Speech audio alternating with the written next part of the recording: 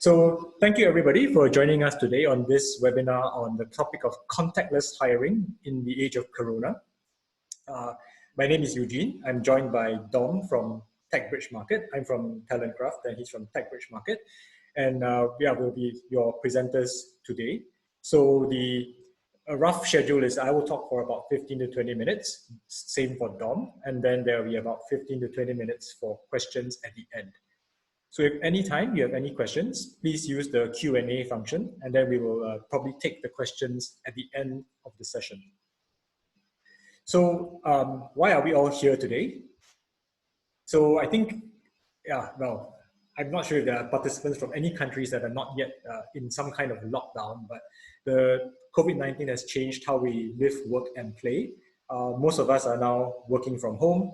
Dom is working from home. I'm working from home, but not this home. But anyway, so, it's now remote working has become standard. Things that we thought would take years to introduce have been done overnight.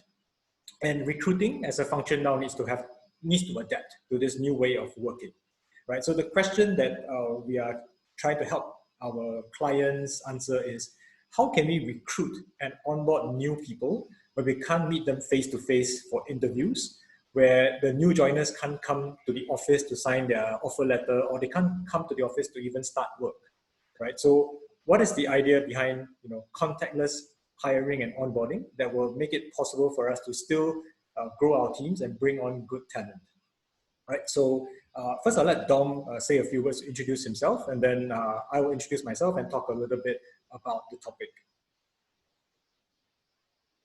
Hey everyone. Yeah. You can hear me? Yes. Good afternoon, everyone. Thanks for joining Eugene and I today for this session. So I am the CEO and founder of TechBridge Market. We describe ourselves as a next generation recruitment services business, where we are essentially leveraging a huge amount of the latest technologies in the market and blending those with experienced human talent to provide managed service offering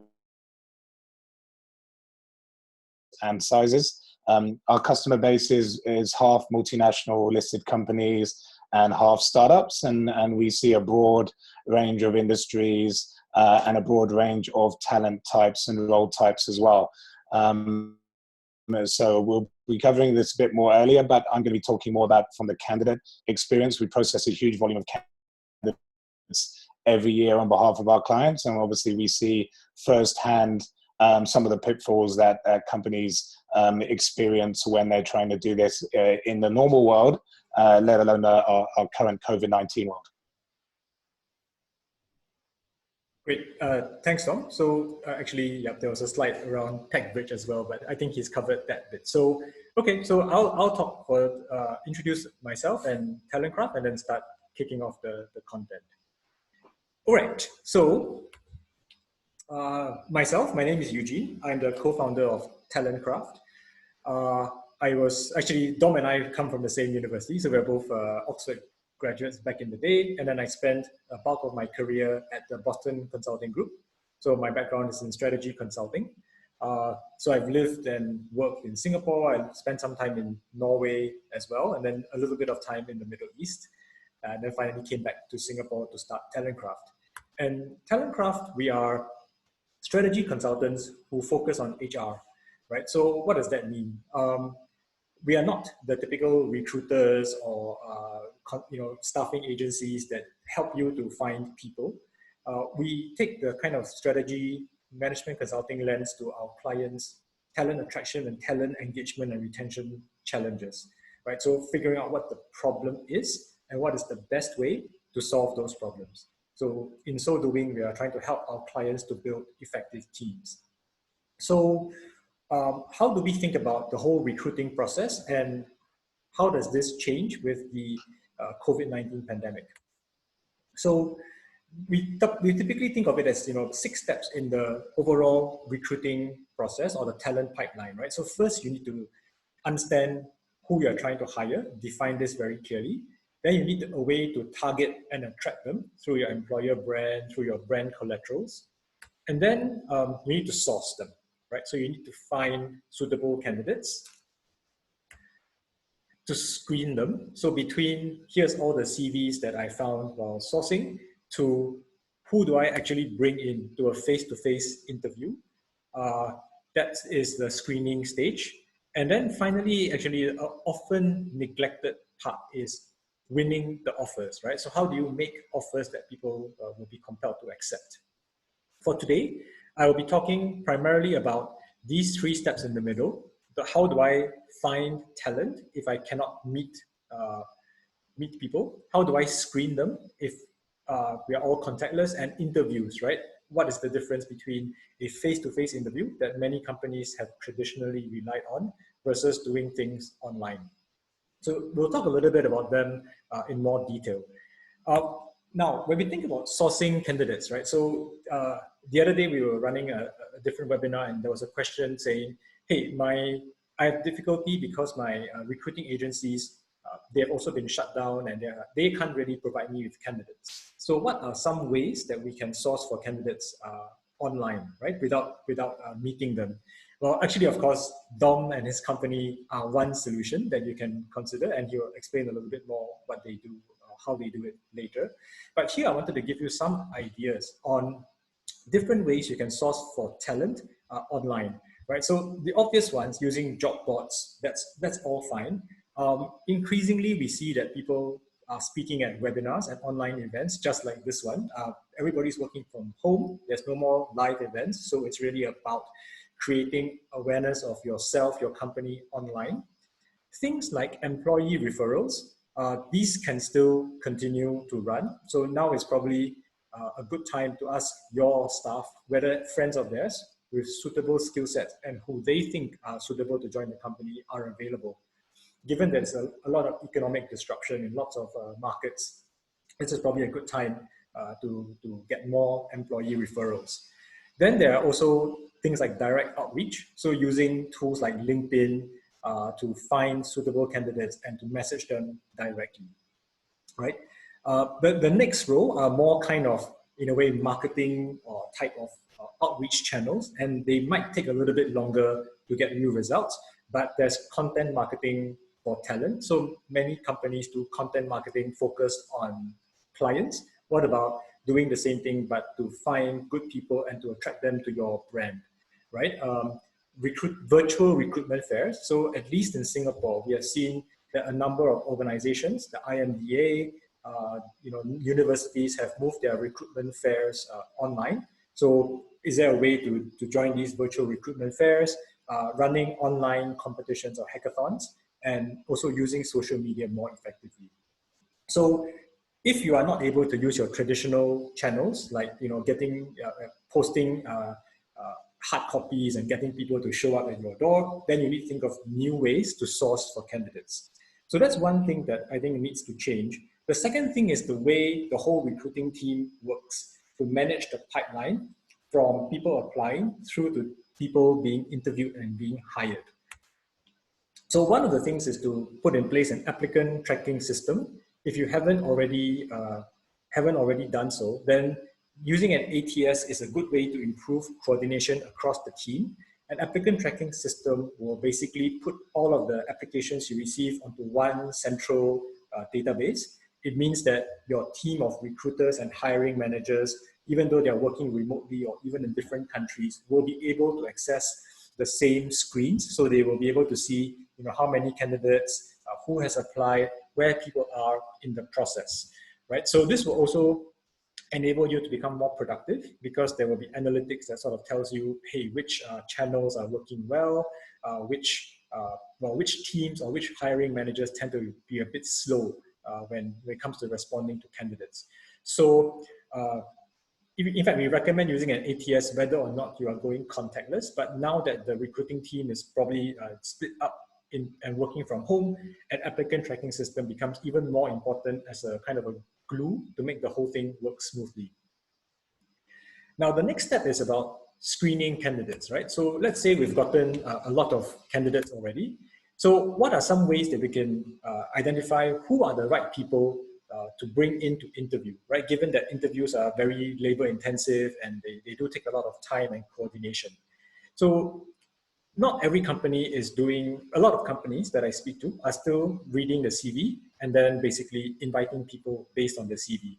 So there are actually many types of online tests that are available to help you screen candidates. There are personality or psychometric tests. So there are some well-known ones like MBTI, DISC, Strength Finder, which help you to understand the candidate and their basic innate personality and how well they would fit to the job, to the company. There are culture fit tests, not so common, but also available to see if the way they work and what motivates them at work are likely to fit with your company. General cognitive ability, what we used to call IQ or logic and reasoning tests.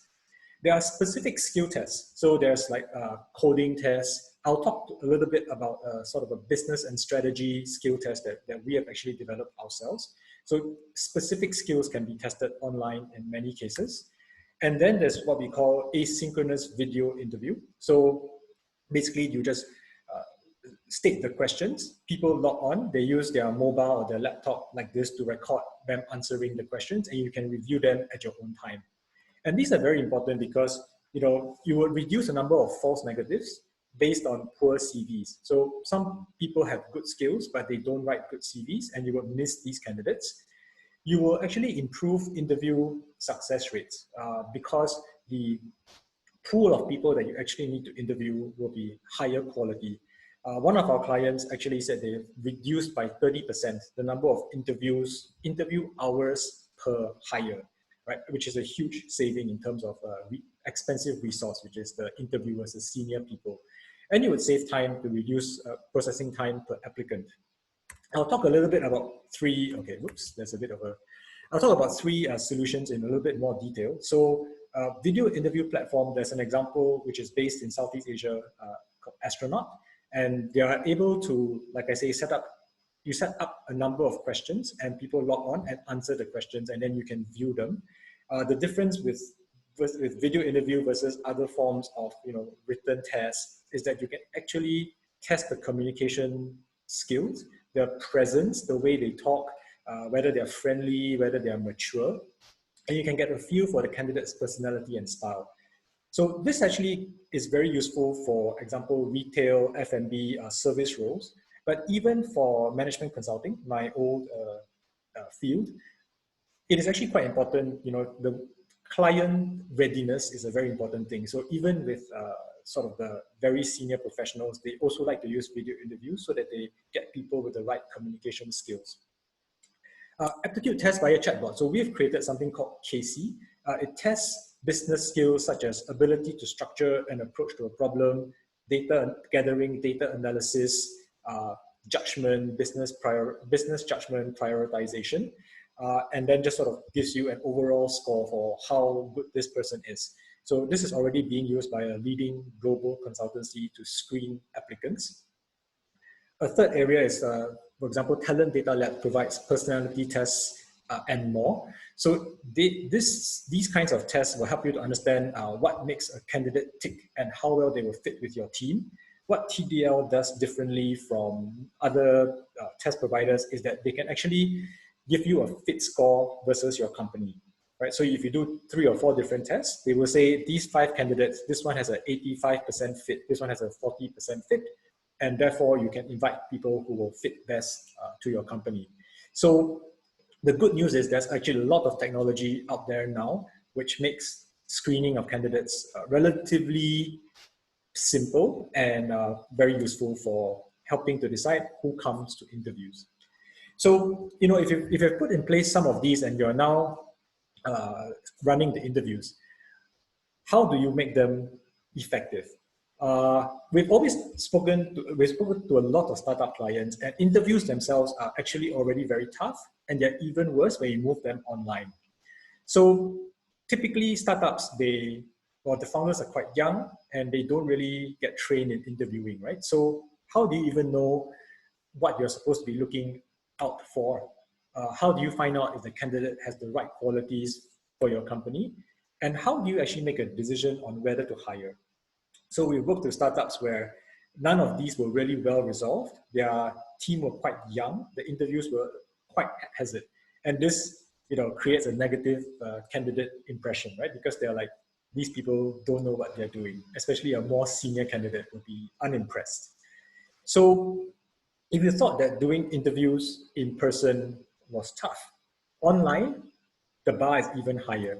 So you need to think a little bit more strategically about it, right? So you need to sort of prepare the content of the interviews as well as the logistics to make sure that everything goes smoothly. How do you prepare? Number one, you need to agree across the team, and it could be function by function, country by country. What is the format for the interview? Is it 45 minutes, 1 hour, 2 hours? Do you do fit followed by industry background? What kind of questions do you ask? Right. So you want people to have a common understanding of how the interviews will run. Next, you need to agree on what you're looking for and prepare some kind of score sheet. And that's again where applicant tracking systems, the ATS, are useful because they can help you to generate score sheets that you can use across the team. But this is actually more tricky than it seems because sometimes or very often there'll be let's say two co-founders or two senior people in the team, and what they're looking for might be opposite, right? Some people want mavericks, think out of the box. Other people want follow the instructions, execute well. What are you actually looking for, and how do you know when you've found it, right? We also recommend training the interviewers on online interviewing. So both the core interview techniques that are applicable live and online, but also specifically online. We will talk a little bit about do's and don'ts on the next slide. Interviewers, like presenters and webinars, also need to do a bit of preparation. So make sure that they conduct a dry run to identify technical errors. The laptop camera is not working, the internet is spotty, the headset doesn't pick up sounds clearly enough, or there's a buzzing sound. HR might need to run a dry run with the interviewers just to make sure that these things get sorted out before candidates come online. Ensuring that the room is suitable for interview. So if you are at home, you might want to use a virtual screen.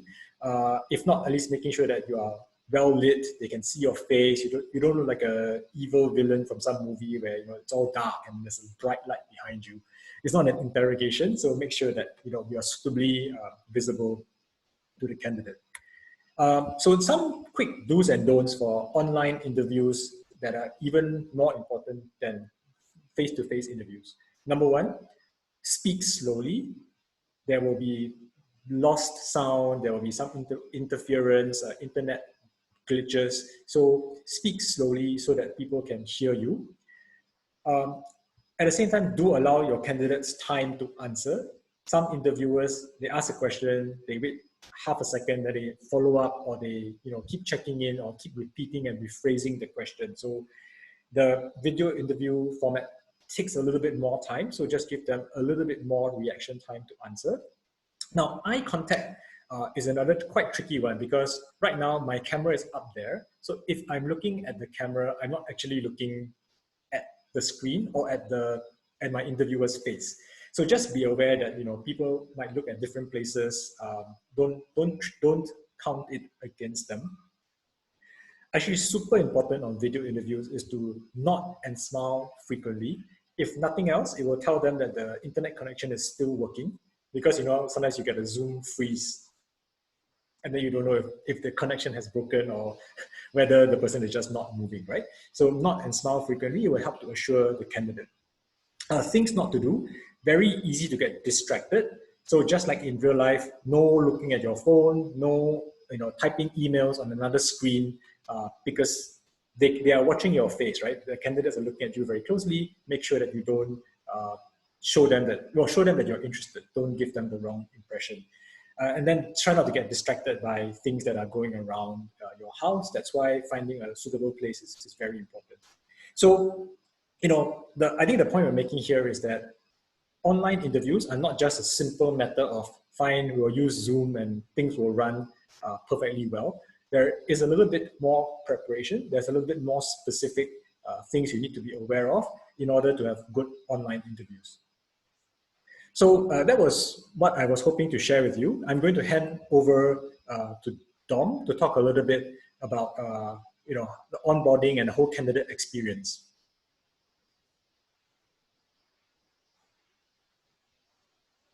All right, Dom, ready?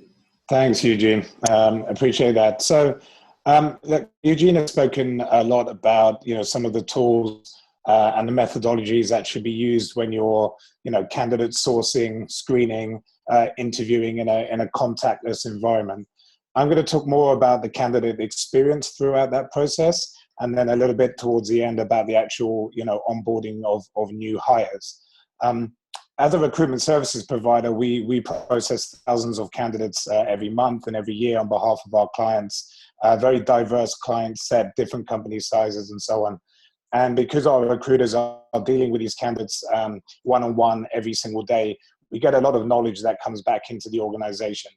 And we know from firsthand experience really how critical it is to execute a flawless candidate experience from end to end. We see the trends day in, day out, what motivates candidates and what demotivates candidates. And so it's really about doing the best job as the hiring client so that you don't let the organization down or the candidate slip away. So obviously COVID-19 has changed the reality for a lot of organizations, but distributed hiring is obviously not something that is new. This was a reality way before COVID-19 came along, and many progressive companies around the world were already practicing distributed hiring and remote working. And that's really because there are many kind of very distinct benefits to expanding your work environment beyond one physical location. I think, lots of us understand that. Some obvious ones, of course, access to a global talent pool. For those of us who work and have businesses here in Singapore, we know the pressure points around the local talent pool in terms of availability. We're a small island, and naturally the talent pool is limited. When you reach out beyond your existing borders, of course, you are getting access to the very best candidates around the world rather than just those that are available to you in your local market, whether it's Singapore or anywhere else. It also gives you a huge unfair advantage against your competition. We regularly talk to clients that lose candidates because other companies are making competing offers for roles where they allow them to, for example, start in the office and then ultimately move to another country to continue their job, or allows them to work from home or part of the time. It's really important not to underestimate how attractive that is to candidates nowadays, especially the millennials and so on. Work location flexibility is one of the most desired benefits of a job. Once you've got through salary and the day-to-day role and career advancement opportunities, that pretty much comes in at number 3 as the way that we see it. And our recruiters are asked about this all the time. It's always top of the list of questions when we're engaging passive candidates. Okay, job sounds good, compensation sounds great. Is there work-life flexibility? Do we get the opportunity to work from home once or twice a week? And so that's really important to remember that that's highly desired in the market right now. Obviously, cost optimization, we all know that there are advantages as far as budget's concerned to find talent and employ talent overseas in lower cost markets. A lot of companies in Singapore obviously leverage Thailand, Vietnam, India, and other surrounding countries to do that. And then there's a practical, of course, reality. Singapore, again, is a good example of not needing local work permits or expensive relocation budgets when candidates can work from their home countries. So giving candidates flexibility with their work location can be a real competitive advantage to your organization. And I think this situation we are currently facing is just really hyper-focusing some organizations on that reality who may otherwise be a little bit behind the curve. So candidate experience. So everyone's familiar with the notion of candidate experience. Some organizations take it a lot more seriously than others. Our perspective is that it's hypercritical. There is a genuine war for the best talent in the market. and getting your candidate experience right will give you a lot of advantages in those battles. We see firsthand the number of candidates that either drop out of a sort of interview or hiring process or ultimately reject offers because of poor candidate experience. Hiring managers failing to follow up, HR teams neglecting to contact candidates in a timely fashion. This may seem like a minor failure in process from an internal point of view, but from a candidate who has been, potentially quite excited about the opportunity, that has gone through a lot of time and effort potentially to apply and go through the various stages of the interview process, the perception on their side is, these guys don't care enough about me. My candidacy is not as important to them as it should be. So it's very, very important not to be overlooked.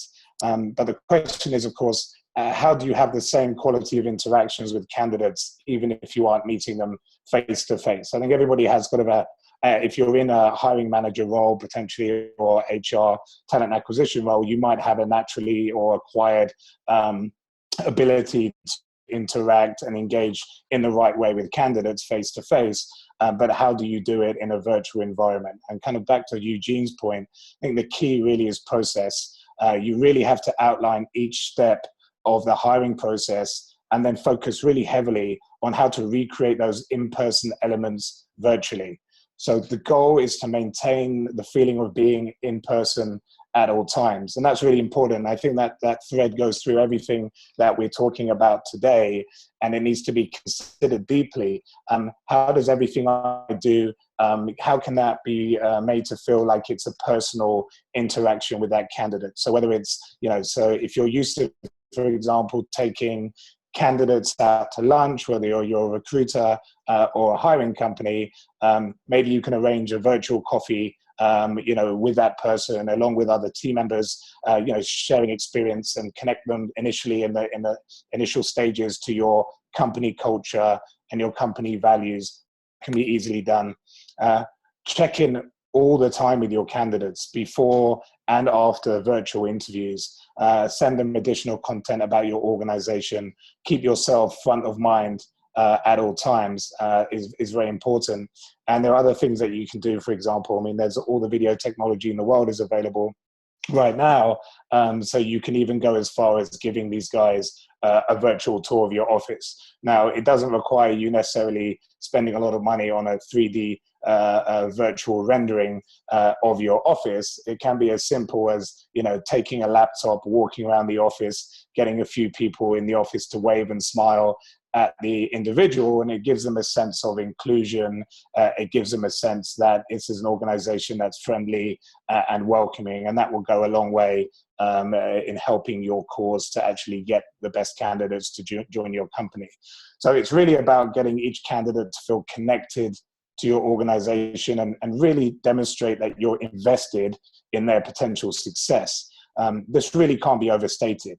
Good candidates are always fielding approaches from multiple companies at the same time, and you genuinely do risk losing them if you're not able to show them the love during the process from end to end. So Eugene covered interviews very well. I think from our point of view, creating a thoughtful interview experience for distributed candidates is really critical.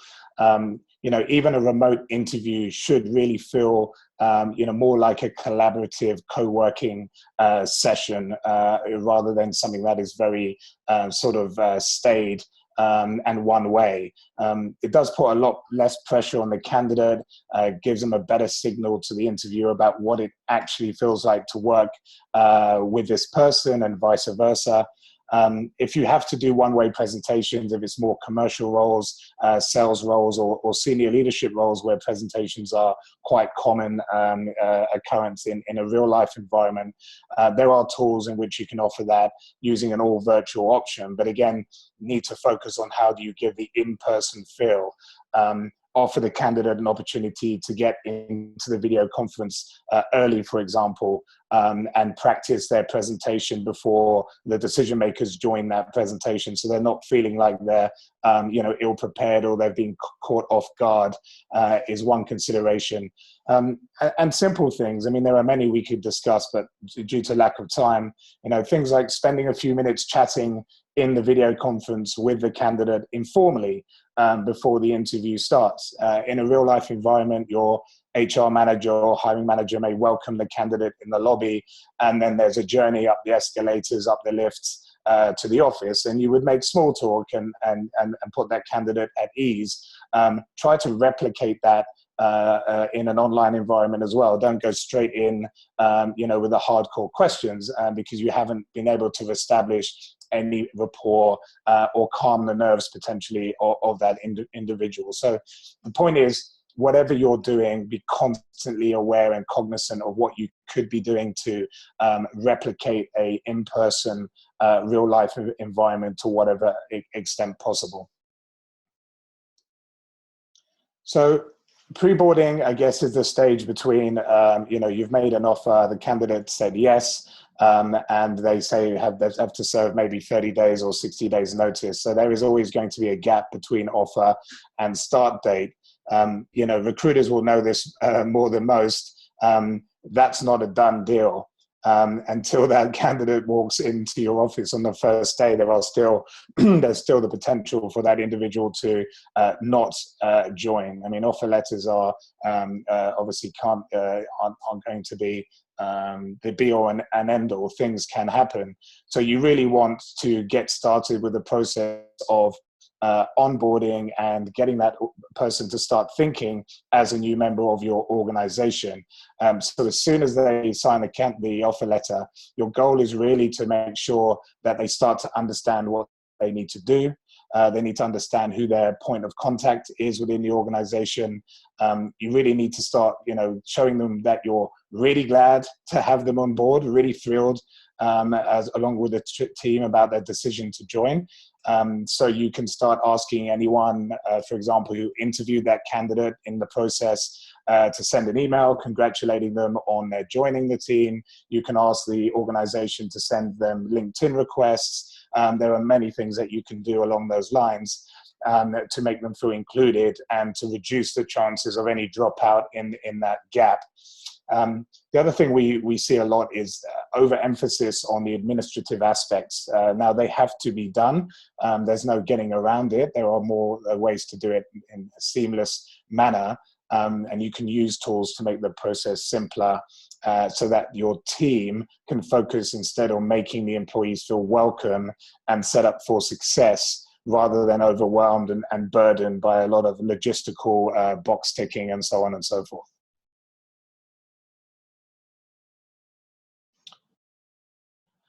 Onboarding, again, is just an extension of that process. The statistics show that 90% of employees will make a decision whether to stick around long-term at an organization within the first 6 months of employment. So really, your onboarding is the activity that takes an employee from a new hire to part of the team in the mid to long term, and is very important. So you really have to take an intentional approach to onboarding, especially distributed new hires, as much as your on-site employees that you may have done in the past. Really foster a sense of belonging and engagement really early on in their working relationship with your company. And there are a few kind of tactics you can incorporate when onboarding distributed employees that can help you do that. One is organizing online visits. So we kind of covered that already. There are things that you can do in terms of introducing those individuals to their new team members, to their line managers and so on, co-workers. Again, always considering how you can best replicate everything in a virtual environment. You can set up Slack chats, you can set up Zoom virtual coffee meetups, you can share videos, virtual office tours, all of that good stuff as well. Then you need to provide them the tools. Obviously, there are practical tools that you need, like laptops, for example. So make sure that those physical tools get to the candidate well in advance of their start date, so you're not losing productivity. Day to So list out everything they need from communications to collaboration tools. Make sure they get access to everything they need before they receive their first assignment in the organization. Online tutorials, there are a host of technology offerings out there in the market that will allow you to do remote training and tutorials, and make sure your onboarding process includes time to introduce new hires and train them on the tools that are critical to your organization that they need to perform their job, and so on and so forth. One of the things that I think is particularly effective is building a buddy system. So that means pairing new hires really for social transition into a new working environment. The buddy can really be on hand to answer any questions that come up during the first few weeks. The buddy doesn't even need to be on the same team. Really, even a cross-departmental buddy is a great opportunity to help new hires create connections outside their immediate team, and again, ingrain them with the corporate culture. If it's possible, I understand it's not possible for smaller organizations, but if you are a larger organization and you are hiring multiple headcount simultaneously, it's probably a good idea to try and onboard as a cohort. That just the process makes it a lot more efficient and gives immediate relationships and interactions for the new candidates with individuals that are in the same position. Social sharing can be quite useful as well.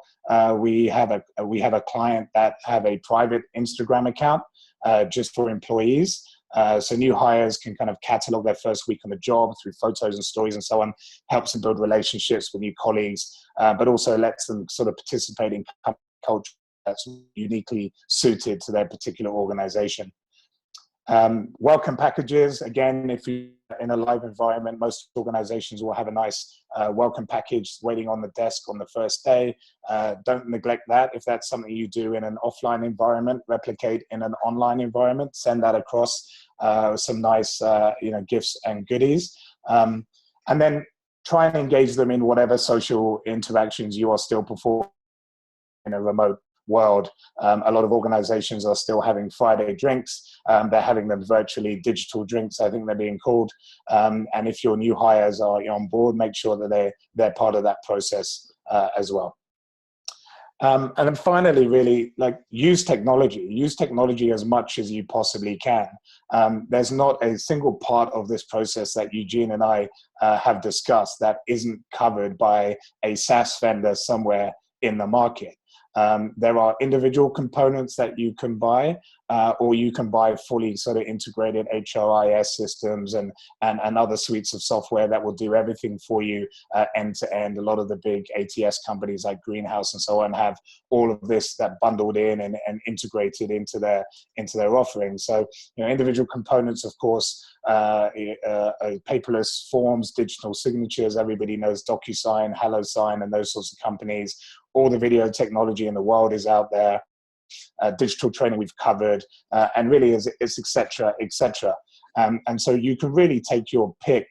It's about doing the right research. There's a lot out there. There's a lot of, confusion as to what is the best solution for yourself. And obviously there are companies like Eugene's and TalentCraft that will be able to give you really great advice as to what's most suited to your organization and your particular needs. But the point of it all is do it so that you can streamline the onboarding process and make it easier to effectively set it up, manage, and repeat the process. Repeatability is key, because when you have repeatability and process, you're not allowing error to come into it, because when you have error, you lose candidates. And as we all know, whether you're a recruitment agency or whether you're a hiring manager, losing candidates at the last minute and for a reason like this is very, very painful, and it can be avoided. Great. Thanks, Dom. I think that brings us to the end of the content. There's supposed to be a QR code on this slide, but I don't quite see it. Give me a second to see if it reappears by the miracle of refreshing.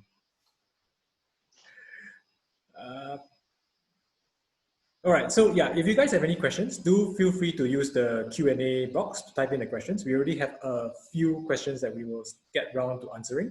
Okay, so it's here. Yeah, so to thank you guys for joining us today. I think we covered a lot of content, and ultimately it is like most useful for us to have a chat to see what are your current challenges and how we can take your process, both hiring and onboarding, contactless.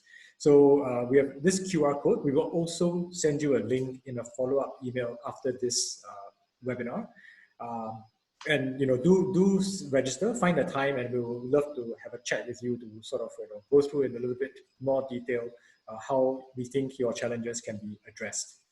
So we will send you the slides from today as well as a link to sign up if you for some reason don't feel like scanning the QR code right now.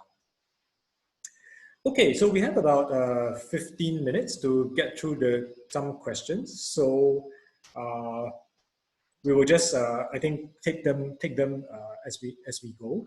So maybe Dom, there's a question here around no need for local work permit if they are not on site. I guess you meant that if they were not working in country, right? You meant if they were if they were based offshore.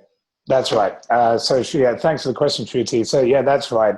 If the individual, for example, if we're talking about the Singapore context, if the individual is based here in Singapore and they are not a Singaporean PR, you absolutely do need a local work permit for that individual.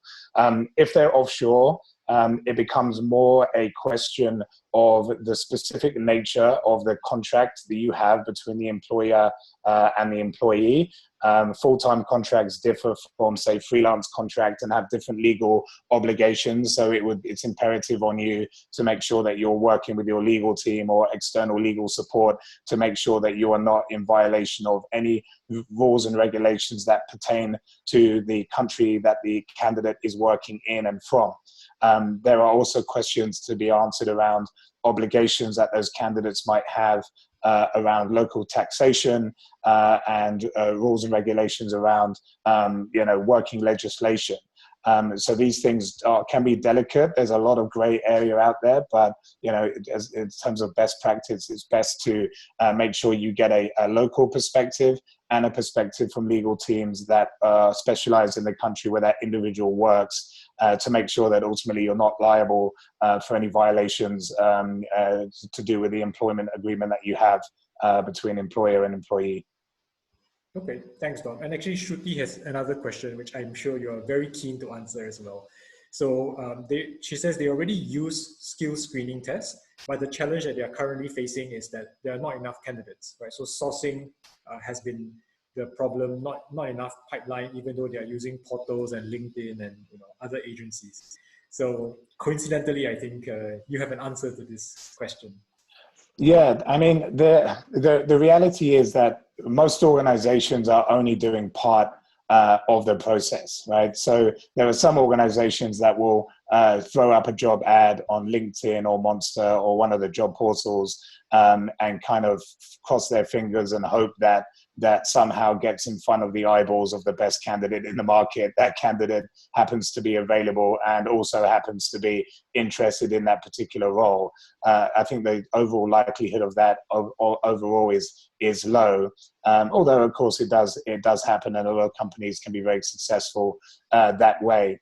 But if you are suffering from a lack of candidate profiles with which to sort of enter into the first stages of your interview or hiring process, it really there is no shortcuts. It does require a sort of very integrated, time-consuming end-to-end effort as a combination of, say, job board posting and advertising, actual active sourcing of passive candidates across multiple sources. And when I mean multiple sources, if depending on the type of role, if you want to really get across the entire candidate market, you are going to have to look in multiple different areas. Certain people are not on LinkedIn or certainly may not be active on LinkedIn. Some people, types of job types, are more active on Monster. Some are more active on eFinancial Careers. If you're looking for, talent in India needs to be hitting Naukri. Seek for Australia. There are geographical differentiations and role type differentiations across all these sources. If you really want to be confident that you are not only finding, but also then able to engage the very best in the candidate market, you're going to have to cast a net very far and very wide. Now, the problem with that, of course, is doing that internally can be very expensive. It's very time consuming. You may or may not have the resources to be able to successfully implement that. But there are partners you can work with and things that you can do, Shruti. But the short answer is it is very difficult. If you're not getting enough candidates into your pipeline, you need to do more, and doing more just may not be something that your organization is set up correctly to do at this point in time. So I think, Shruti, if you just set up a time that Dom and I can have a longer chat with you about how to do that, because TechBridge Market, obviously, that's exactly what they do, right? They help you to source for candidates that are based on the roles that you need to fill. Okay, so next question here. Charlie's asking tricks on hiring somebody who is able to work well from home, work effectively from home, because this is not going to be something that you advertise on your CV, or in fact, it's not even something that used to be such a big issue. So I think from our perspective, there are a couple of personality factors as well as motivator factors and culture factors that will make certain people more suitable working from home than others. And this is where what we talked about using these personality profiling tools comes in handy. I don't think there's a kind of a straight up, these 5 things define somebody who is good at working from home, but a couple of typical pointers. So people who are very focused on team-oriented work and friendly work environments tend to struggle a little bit more working from home because they don't have that same kind of interaction. Whereas people who are much more the introverted or driven by kind of the nature of the work itself are better at working from home than people who have the opposite tendencies. Something also around like the discipline and ability to work to a plan. So there are some people, if you look at MBTI classifications, that are kind of the J types who are very good at, I think, who are very good at following plans and making a schedule. Whereas there are other people who tend to be quite spontaneous.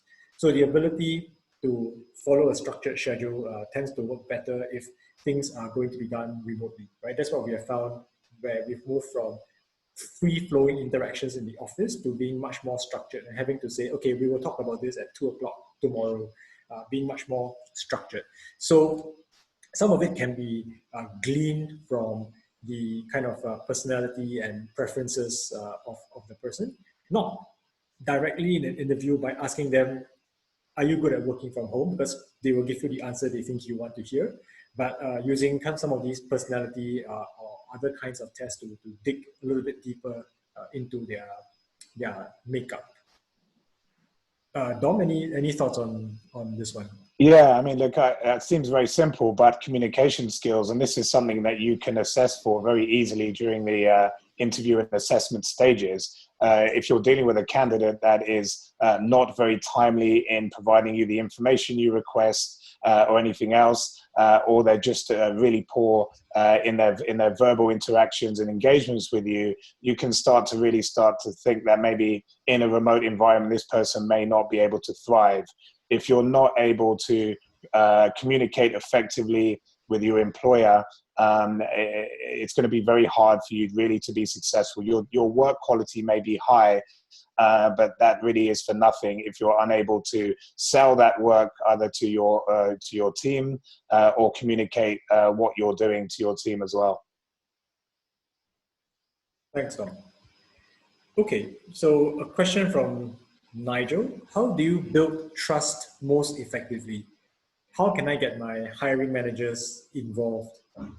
Well, I guess you mean trust with the candidates, I assume. Dom, I guess this is a bit about your whole candidate experience and building trust and kind of a relationship even before they join. Yeah, look, absolutely. I mean, all of that I spoke about with regards to candidate experience is really sort of underpinned by trust. It's about building trust and everything around that, relationships and so on. I just give one example in the technical hiring world.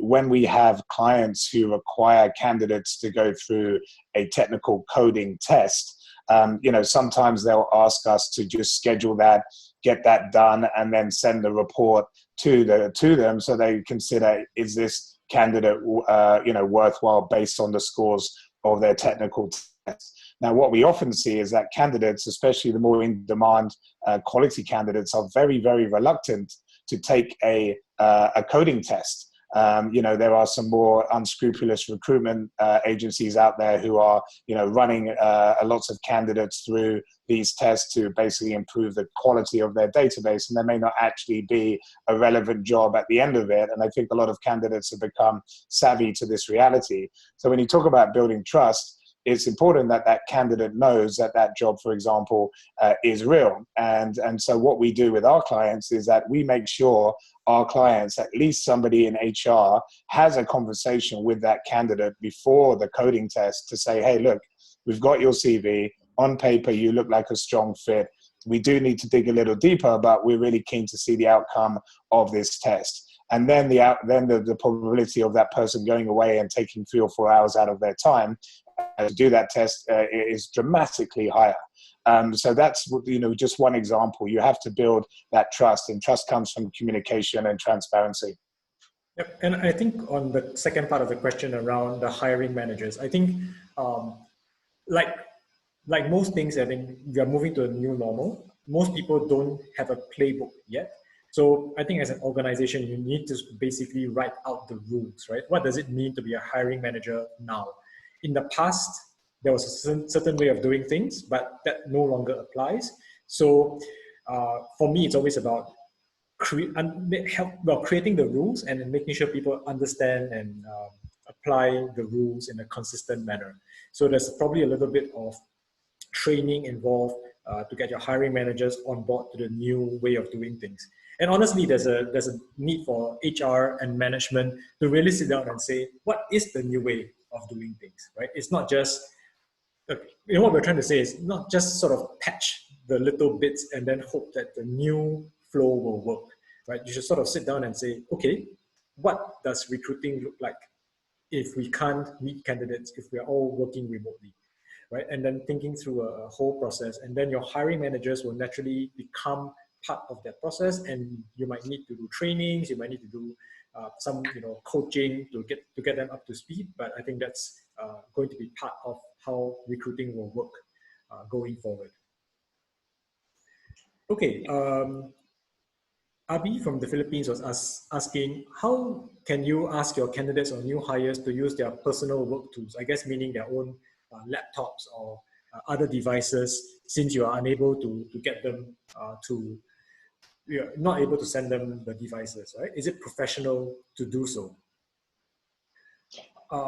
We actually got asked this question and had to deal with this late last week, where one of our clients was looking to hire a bunch of coders overseas in Southeast Asia, and they weren't able to get laptops and devices across to those individuals. So they asked us this exact same question: is it professional for them to use their own device? Now, my response to that would be, I think you need not worry about whether it's professional. I think that's the lesser of the concerns. The concern really is about security and data integrity.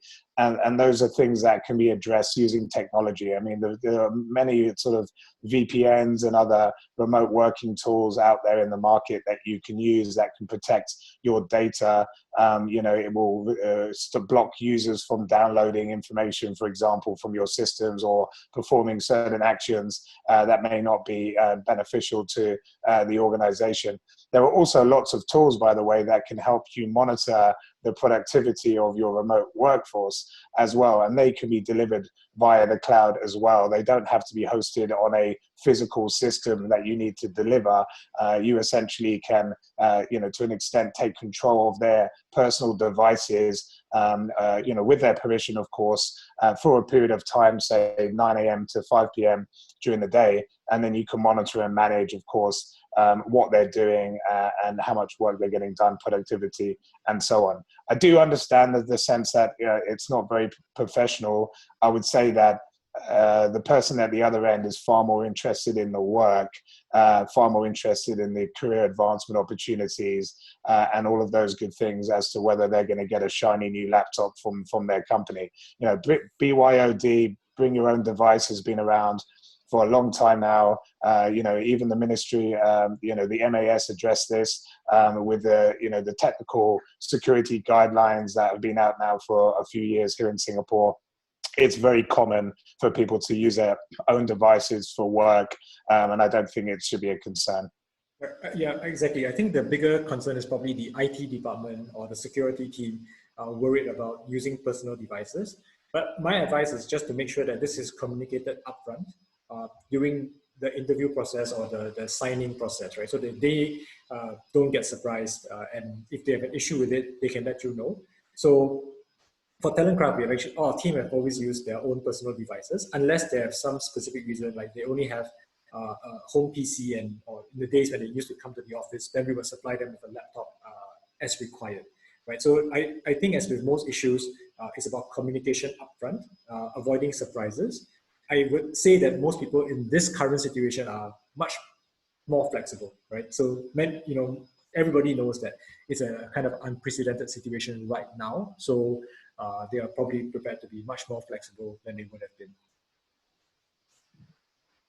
Okay, so we have now a couple of anonymous attendees. So question, there was a labor shortage at the start of 2020. Would you say that it is now an employer's world since there's, I guess, the supply has increased and the demand for staff has probably decreased? I would say yes. I think we've moved very much from I don't have enough applicants to I need to screen the applicants in order to be to find the ones that are most suitable for interviews. Dom, I mean, what would you? Yeah, I mean, on the face of it, you would say yes, right? It's supply. If you look at it from a very simple supply and demand point of view, there is a glut of candidates on the market right now. But the question is really those candidates, particularly in niche skills way. Those who are extremely hard to find in the first place are going to be retained. A lot of tech companies may be looking at reducing costs and extending their runway, but there are many other areas of the organization where that could be done without firing their lead data scientist or the guy that runs the algorithm for their fintech platform. So those really the areas where there really are labor shortages in data science and other technical skills, the labor shortage is still there. And conversely, actually, of course, because there is a glut of candidates in the market, as Eugene alluded to, yes, you may have more to choose from, but then you've got to have to do a lot more work to get through and find the needle in the haystack. Sometimes when there is a very vibrant labor market and unemployment is low, you kind of might have to take what you can get. And now it may be a scenario where, too much supply, causes difficulties, makes companies more hesitant in making decisions. So again, now's the time to make sure you're using the right tools, processes, and methodologies to be able to efficiently get through and vet and screen those candidates so that you're really only working with the best as soon as you possibly can. Yep. I guess this links a bit to Shruti's question, right? Which is that why they are still having a shortage of candidates. And I think it links to your point towards probably the roles that they're hiring are much more in demand. So the technical roles, data science, analytics, those are still relatively scarce, and those are the roles that people are not cutting, right? Because they just managed to hire these people, so they're holding on to them very tightly. Yeah. Okay, so a couple more questions that we can tick through, I think, relatively quickly. Actually, I see it's already 5 o'clock, but if you guys are happy to hang around, we're happy to keep talking until we run out of questions. Okay, currently on hiring freeze, but we have candidates in the pipeline. Any tips on how to keep them warm? Wow. I I guess Dom probably has a view here as well, but my thought is that honestly, if they have better offers, there's nothing you can really do to keep them interested for a very long time. They won't, wait for, if they have another offer, they will probably move on to that. But I think a lot of the things that Dom said earlier about making sure that they feel like they're already part of the welcome and part of the team would be important to help keep them warm. So Dom, any specific thoughts on how to keep them warm if there's a hiring freeze? No, I think exactly that, Eugene. I mean, there's only so much you can do. I mean, if you may lose candidates right now, and that's just the reality of the situation. I mean, we currently have a new employee who's stuck in the United Kingdom who can't come to Singapore right now because they're not allowing anyone into the country. So he literally can't join the organization. So we've onboarded him, remotely, and we've got him working, we've got him started in the process, we've got him excited about the organization and what we're doing and how we're changing the landscape in our industry, and so that doing that is going to be the only really effective thing you can do, is making them feel part of the team, part of your journey as quickly as possible, and to shift their eyes away from any other potential suitors in the market. Yep. And maybe just a thought, invite them to a short webinar where a senior business leader can just share a little bit about the business, how they are, what he sees as the long-term opportunities, and get them still excited, right? So a little bit of internal marketing, if you thought that this was a pool that you really wanted to keep excited about your company. Okay, just a very quick question. Which ATS would we recommend? The answer is, it really depends on your organization, your needs, the size, and the cost. So the good news is there are more and more ATS that are fairly affordable. So in the old days, it used to be just the enterprise level software, but now for a couple of, I think the cheapest one I've heard is $100 a month, something called Brio HR, which provides most of the key ATS functionality. So it really depends a lot on your budget and your specific needs. We used to recommend people look at things like Workable, Brio HR, and then Greenhouse, some of the big providers, Bamboo HR. So it really depends on your specific needs. Okay, last two questions at least that I see here. So I guess, Dom, again, this is in a way a question for you. So any automated sourcing tools that can help build candidate pipeline by sifting through active and passive talents online and auto-generate a pool of candidates?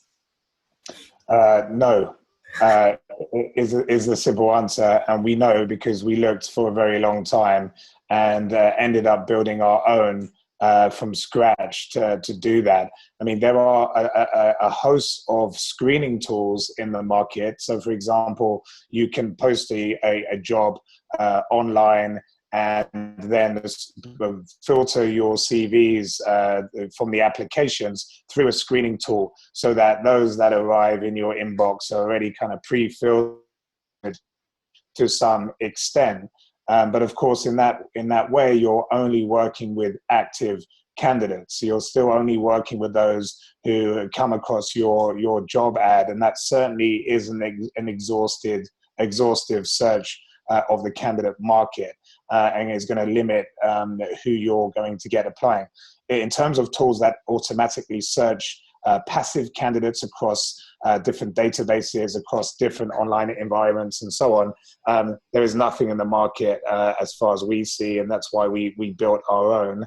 I think there is a lot of innovation still to come in this industry. I think there's a huge amount going on. If you look at the recruitment technology vendor map for Southeast Asia, the logos are getting smaller and smaller and smaller because they all have to be fitted on one image, and it's becoming very difficult to understand for organizations what's the best technology to use. For example, not forgetting the fact that that technology actually has to be used.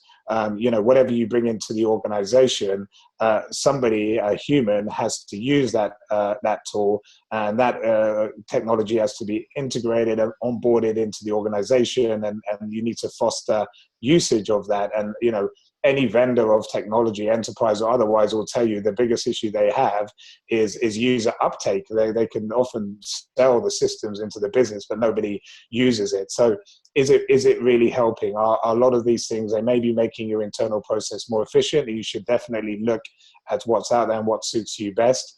But it is complicated. And the one thing that is really missing right now, you know, which is why we built our own, is this ability and tool to source across passive candidates in an automated fashion. I think the point, you know, and the reason why Dom built his business model this way is that the human touch is still quite important. So even you source them, engaging them and getting them interested in your company is still the difficult part, which is why they've structured their service in this way. So if you're interested to find out more, you know, Dom, you can reach out to Dom directly. All right, last two questions. What is some advice that we have on contract signing or onboarding orientation for mass hiring? My view on this, number one, move to online document signing. So that makes it much easier for you to keep track, follow up with people who are slow, and, you know, you don't get lost in all the paperwork. So using DocuSign, HelloSign, and things like that definitely helps your contract signing and makes it easier. Technology for mass onboarding and mass hiring. So if you have a fairly large group of people coming in, then it's probably worth digitizing your onboarding materials. So turning them into videos or micro learning. So there are a couple of platforms that I've spoken to recently. So one is called Nobe, Gnowbe. One is called ArcLab, ARCLAB. What they do is they take your training material and turn it into micro learning or nano learning. So turn it into smaller modules, and they can be served to your new hires before they show up or as they show up. So instead of saying, okay, everybody log on for 4 hours and listen to each department talk about, you know, their policies, you can actually serve it to people, and they can go through the content in their own time. And by using these micro learning technology or learning management systems, you can track who has done which modules. You can put little quizzes so that you can see that people have at least bothered to look through the content and have understood it. So there are technology tools that can automate part of your onboarding, training type of activities, and reduce the burden on HR, you know, having to explain multiple times as each person comes in. Okay, last question for now. Eliminate security issues with ATS from Melody. So I guess there's two dimensions here. So in terms of like the security of the product itself, most of these ATS work with large corporates, so they should already be fairly secure, right? So they're not easy to hack. There is a concern around personal data protection. So in many countries, the law still requires that the data is held within the country. So what some providers have done is that they have now like set up distributed servers. So if you're a Singapore-based client, they can guarantee that your data is stored on the Singapore server. So that is probably, if the concern was around the personal data protection and exporting that overseas, it's something for you to ask directly the ATS provider, that they can guarantee that the data will not be transmitted overseas. Okay, so anybody has any last questions for us?